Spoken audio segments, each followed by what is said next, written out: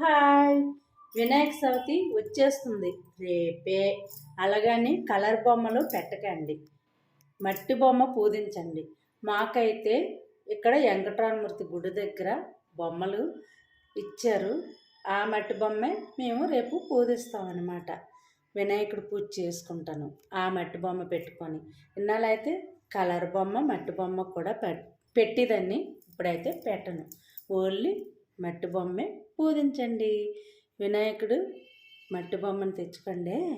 మీరు కలర్ బొమ్మ అయితే చెరువులో కలిపినప్పుడు ఆ చిన్న చిన్నవైన కలర్స్వి మనం ఇచ్చేస్తాం, అంటే షోయింగ్కే. అసలు మట్టి బొమ్మే మంచిది. నేనైతే మట్టి బొమ్మ పూజిస్తాను, మీరు కూడా అలాగే చేయండి.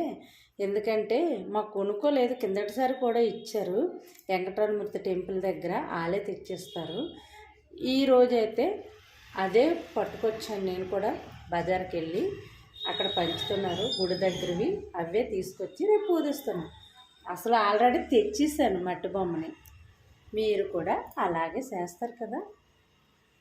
ఇంకేంటి ఫ్రెండ్స్, అందరూ బాగున్నారా? మీరు బాగోవాలి, అందులో మేము కూడా ఉండాలి.